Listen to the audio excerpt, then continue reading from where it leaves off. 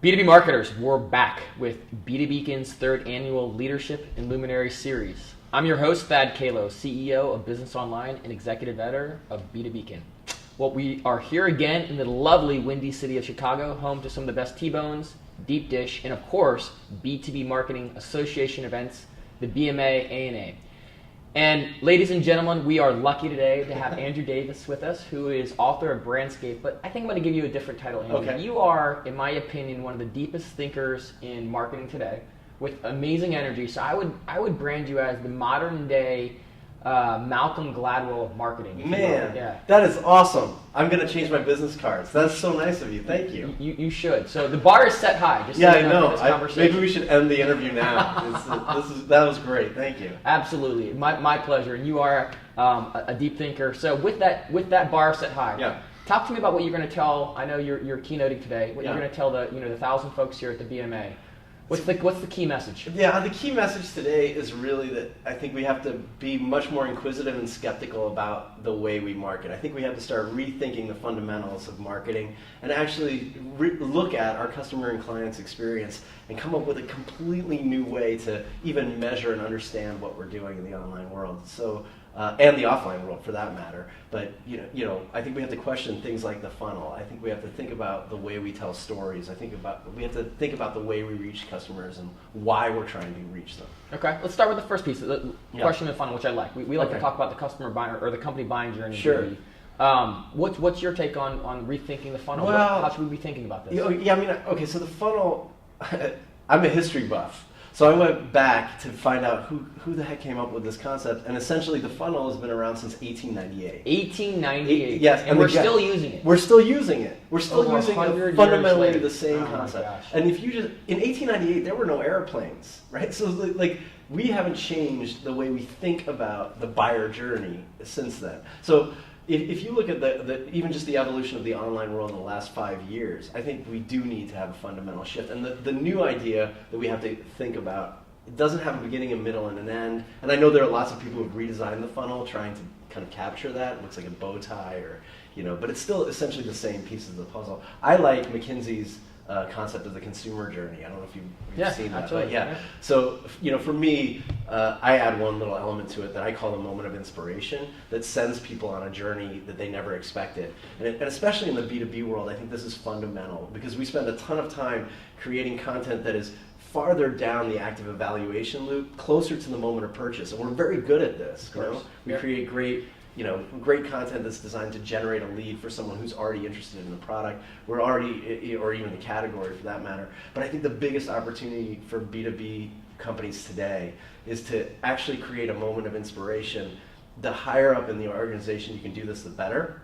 That's designed to actually challenge their thinking and rethink the assumptions that sent them on the original journey looking for a solution. And are you referring to something like a challenger model where you're not necessarily talking about a consultative solution, you're actually putting something in front of them saying, I know something about you and I got to tell you something that's interesting to change the way you're thinking about potentially solving this problem? Yeah, so the Challenger Sale is a great book, and this is the same idea. Essentially, you have to create a moment of inspiration. I like to think big with content for that, but you have to create and tell a story that actually does drive that moment of inspiration in the C-suite so that they start questioning the assumptions they've had for a long time that lead them on a journey that ends with you, essentially. And forgive me for this, but let's take a half step back for a second. So we're talking about a new way of looking at the journey our customers take from, there's a start in the beginning, right? They start somewhere, they buy from us, and they use our product, and it continues. Maybe there is no end, right? Hopefully, lifetime value is forever if we're doing it well, right? Yes.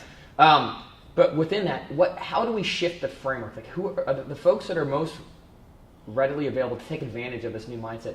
How do they think about this as opposed to just the plan itself or how you're mapping? Because we all love the plans. We all love to grab a new plan, McKinsey, customer buying journey, you name it, and dig into that. But what are the best people thinking about before they actually apply the plan? So the best people actually are not worrying about the journey. Okay. That's the key. I think they first start with the loyalty loop. So mapping the journey is really difficult to do, and it's getting more and more complicated the more content that other people are creating. So the really smart marketers today are focusing on the customers and clients they have, delivering and differentiating the experience they deliver for those customers by actually showing them that they're different, not telling them they're different, showing them from the moment of purchase, actually demonstrating that they are different, leveraging new moments of inspiration within the loyalty loop to get them to buy more often, or tell more people more often about what makes you different, that sends new people on the same journey. Tangible examples.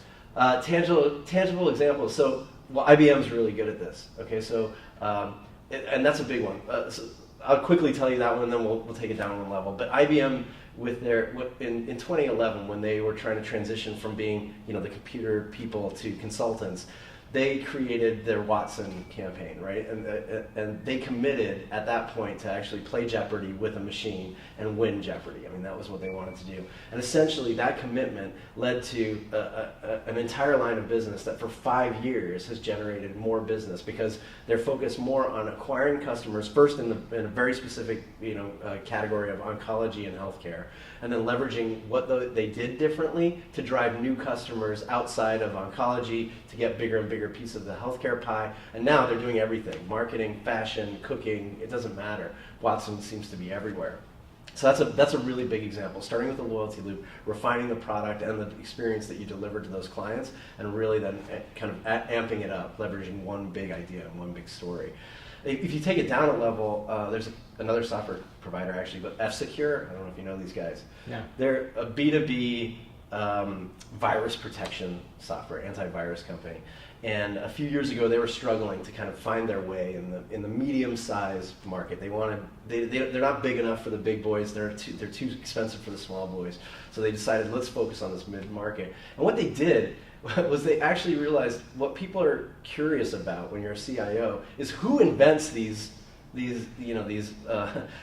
viruses. Who are these idiots out there that do it? And they took their chief research officer on a journey across the world to actually find the two guys who invented the first virus for PCs. And they tracked them down and created this 10-minute documentary that's phenomenal. But what it does, and they sent it to their B2B clients first, and their B2B clients sent it to a whole set of friends and colleagues and said, look at this is what our chief research officer, and all of a sudden, CIOs were wondering, who's the chief research officer at my virus protection company? What are they doing to not just protect me, but understand the mindset and the threats that are coming in the future? I love it. Let me ask you a question about that, because obviously it was a successful campaign, right? I mean, they went out there, they did this, and they were leveraging their clients' network to get the word out. And I'd love to talk about the results of that if we know what they are. But what is, before that campaign is launched, what is the insight? How do they get to that moment of like, this will be interesting to my clients, this is what they need to know, and this is going to be good for us as well? Like, how do you get Great question. there? Okay, so the first question you do is, the easiest thing you can do today is actually look at your client list. Look at the 10 most profitable clients, not the 10 the people who are spending the most, but your 10 most profitable clients, and actually dive into exactly who they are and exactly what they consume. Not in your market, but do they read Fast Company? Do they watch Mythbusters? What kind of content do they consume? And then second from that is you want to focus on creating the right kind of content that looks like content they're used to, but has your spin or your perspective on it. So in F-Secure's case, they're understanding that CIOs are inquisitive by nature. They actually found a Reddit group that had questions anonymously answered from people who had created their own viruses, and they realized that these threads were huge, and CIOs were really interested in what these questions were. So they leveraged that understanding to create, to build suspense in the story, to actually kind of create an emotional connection between the brand and the audience, and even foster aspiration. Help these CIOs understand what's the mindset of the people that are attacking them. How do they get in their heads? You know what I love about that story is the fact that the impetus for this or the fuel for this campaign comes from insights from research and data and really mining the thought process and emotions of their customers versus what I think a lot of us like to think about as an advertorial approach, which is what do I want to tell my customers in an interesting, creative, unique, differentiated way, which I think is becoming more stale and more antiquated. So it's what is that core essence of and the nucleus of something that's interesting that we've found, and then how do we expand that? That's right. And I think the key is to think of, like in F-Secure's case, they did this once, right? They did this great documentary. once, 10 minutes long, and it was hugely successful for them, generating new leads. I actually don't know the business results. I should find out though. But what's interesting about the core nugget is that could be a show on the Learning Channel. It could be on the History Channel. It could be on Discovery Channel. I would love to watch every week that same guy. His name's Mikko Hyppinen. He's from Helsinki. Go travel across the world trying to get into the mind of these guys that are destroying computer networks. What do they think? Yeah. And that is what makes a successful concept. It's really much deeper insight and understanding, and it's not about the product. It's about building trust in you, the software provider in this case. I love it. Okay, so what's one of the next big topics that we should know about today? Well, I mean, I think the other piece is actually really thinking through that experience and differentiating the experience that you're providing. So starting with the next client you bring on or the next customer you sign up, what are you doing to actually show people that you're different instead of tell them you're different?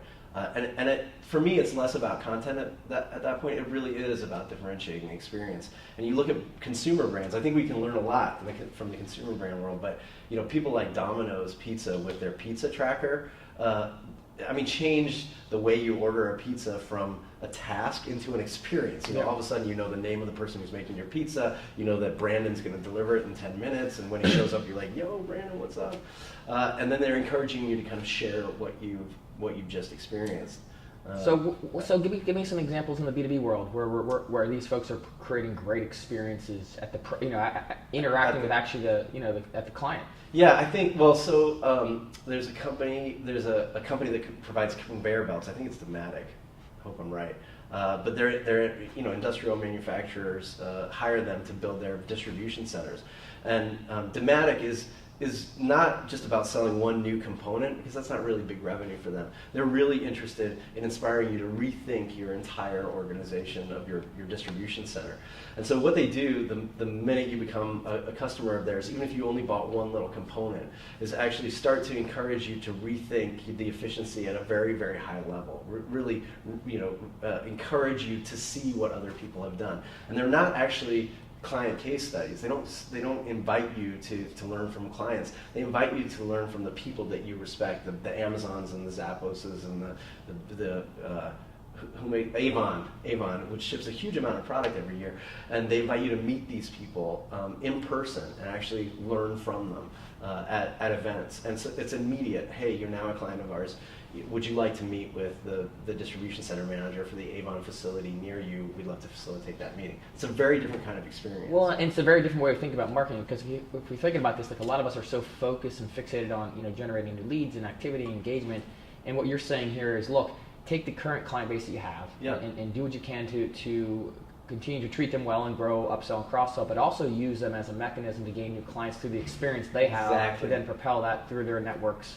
Accelerate exactly. That. So I actually there's gold there, right? It's a hard thing. It's a hard thing to do, though. Right? Well, I think it costs less. At the end of the day, your customer acquisition costs go down.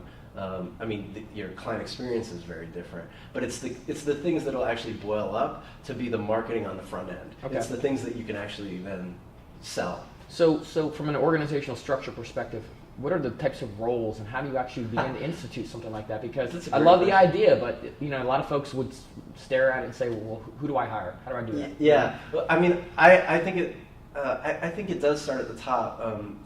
I forget.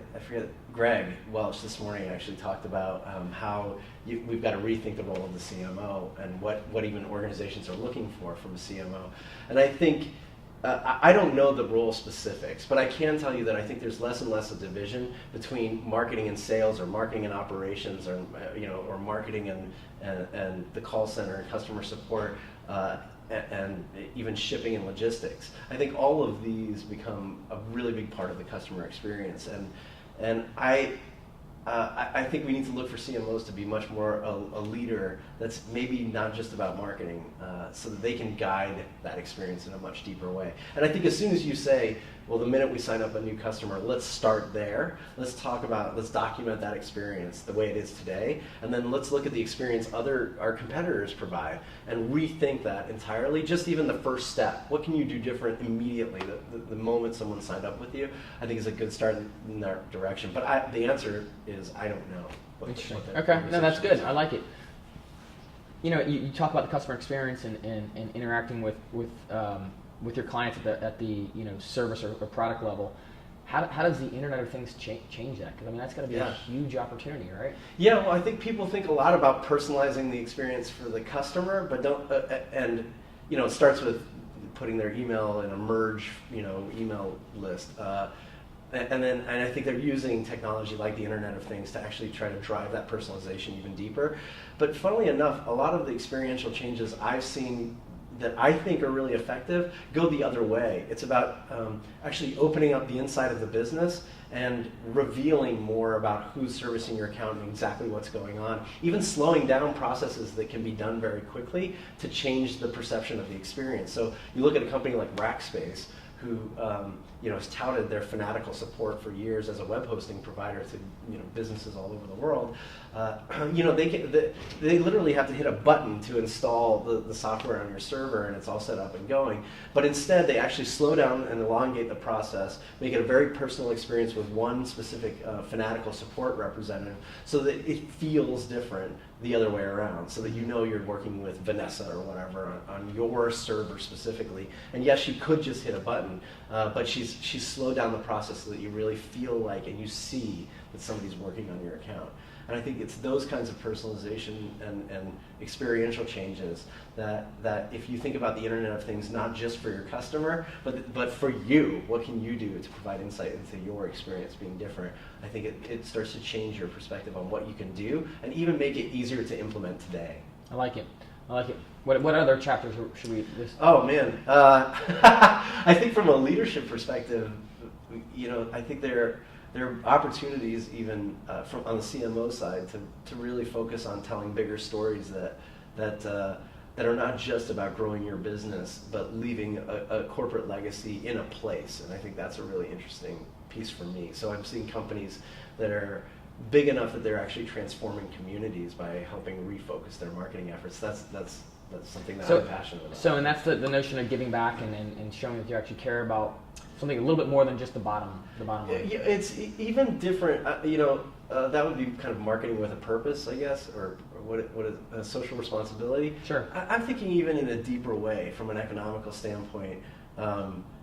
Marketing the place you do business just as much as you market the business yourself. So, like Chobani is based in upstate New York, in a little town called Batavia, New York, and they essentially defined the Greek yogurt community for upstate New York. Sure. And have attracted a huge amount of other Greek yogurt manufacturers there because they marketed the fact that they're very proud of making Greek yogurt in upstate New York. What's the benefit of that?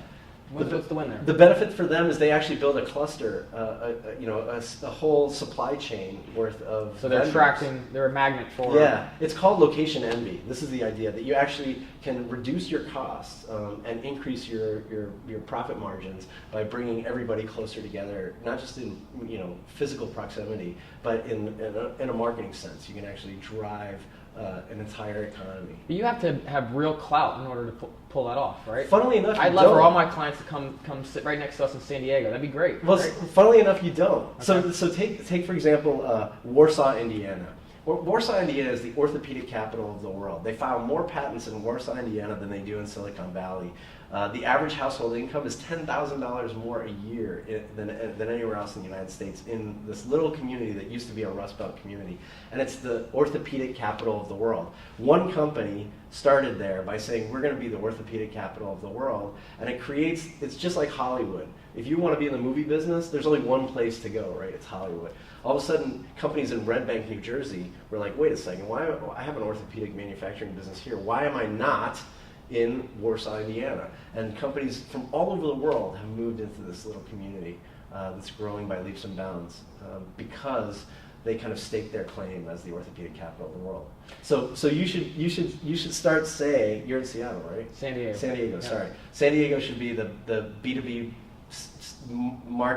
online marketing capital of the world. And every B2B online marketer will start to question why they're not there. Exactly. I like it. Well, and then you get, the big challenge for us is the talent piece. How do you attract the right folks, to actually service the clients? And so there's a self-fulfilling prophecy there. No, that makes sense. That's right. Yeah. So what's funny is even colleges and universities will start to locate their specified programs in your area because they believe there's job potential as soon as they graduate. So forgive me for doing this, Andrew. Yeah. Okay. But how, in terms, you're big thinker, right? Yeah. Which I love, right? And there's big ideas, and there's new frameworks for thinking about marketing. There's new frameworks for thinking about how you service your customers and how that can create a virtuous cycle. Yeah. New frameworks for thinking about where you work and attracting a micro industry, if you will, sure. right? How do you measure this to make sure that these types of programs and these ideas are actually delivering business value to the customer, to your company? Yeah. Well, so I mean, from my perspective, especially when I was running an agency, we focused on just measuring one thing for the CMO, and that was our impact on revenue. Yep. So, our goal was to ensure that we were actually driving demand in the marketplace, not just for the product or the brand itself, but focusing on seeing the market size grow. So we measured those two things, market size and revenue. And I think any of these initiatives taken alone have their own little ways to determine if you're on the right track. The influence to that? Yeah, but you have to keep a high level focus, especially at the CMO level or the VP of marketing level, on are we actually increasing our revenue? I don't care if we have new fans or followers. I don't care if we're making a big impact in the revenue for our community. At the end of the day, are we actually seeing this happen? And I'm seeing a transition from just focusing on volume metrics like can we get the market size bigger? Can we get a bigger size of the market share? Can we generate more leads? To focusing on actually driving revenue that's focused on higher prices. So can I actually increase my price by 1% and see a bigger impact in the market? So more than revenue, margin as well. You're actually absolutely growing margin. Margin. Yeah, I mean, I think at the end of the day, pick one metric. Sure. Right? I think that's part of the problem. We focus on measuring everything, which has been great. Yep. But at the end of the day, what's the one number that matters? It's a nice thread there. I sat down with Russ Glass, who's head of product at LinkedIn. I just sat down with Joe Plitzy, obviously of Content Marketing Institute. And while there's good conversations around the work we're doing in digital marketing, but there seems to be a common thread now that this notion of the revenue marketer having impact on business outcomes and not the make it pretty department, if you will, exactly. It is a shift, but an important shift, and it gives us the opportunity to sit at the strategic table with these larger B2B companies we work for. Yeah, I think it's a fundamental shift over the last, and actually you're seeing it in the tenure of a marketer changing. I think Greg this morning showed how it went from 24 months to 48 months in the last 10 years, essentially. Yep. And I think it's because CMOs are getting smarter about what they measure, how they report it, and where they think their biggest impact is being made. I love it. So. Okay, so two last questions. Yeah. Some advice for the audience. Number one is at the career level. Understanding what where you've been, the experience you have. What would you recommend these folks think about in terms of growing their career? And number two, what would be the one thing you would recommend to add to their strategic plan over the next 12 to 24 months that they may not already be thinking about at this point at the corporate level? I already forgot the first one. The first one, the first one was career advice. Career advice. So career. How do we advice, all become as successful as Andrew? Yeah. Well, I think it's to think more strategically. Honestly, you've got to find time every week to step back, close the door, and get yourself out of the weeds to think strategically, where are you trying to take your brand? What are you trying to do for your company? And where the opportunities lie from a strategic level? Forget about the tactics. I know that's hard, but just close the door and do that. And I think while you're thinking that way, think less about your role as a marketer and more as a corporate leader. What can you do to influence the entire organization to change the experience and actually deliver something that people want? In a new and exciting way. I think if you really want to challenge yourself, those are the two things I'd do immediately. The second question was really strategic plan. Strategic plan. So it's like what Yes. needs to be there? Is it the? I think if you're thinking about next year's plan and you've got some time this summer, I think the focus should be on creating less stuff but make it better. Focus. Focus. So I think from a marketing perspective, if you can chew off one really big idea that you can commit to, like IBM did, or even like F-Secure did with their content, play. I think those kinds of things really define a brand, and out of that comes huge opportunity. It's very simple at the end of the day. People get a clear, consistent message, and it's about I think it's about thinking about one big idea instead of lots of little campaigns. I love it. And if the folks love what they heard today, outside of buying your book, Brandscaping, yes, they do we have a second book coming out? Yes, the new book is called Town Inc. It should be out at the end of July. Okay. I hope. So Brandscaping, Town Inc. Inc. How do we hire you? How do you hire me? If someone wants you to speak, or, yeah, sure. To you really... can find me at AKA Drew Davis, also known as Drew Davis. You can tweet me on Twitter at TPLDrew. Okay. You can email me Davis@monumentalship. You can find me. Okay, fantastic. Well, it's been a pleasure. Thanks so much. Thank you, man. Yeah. This is great.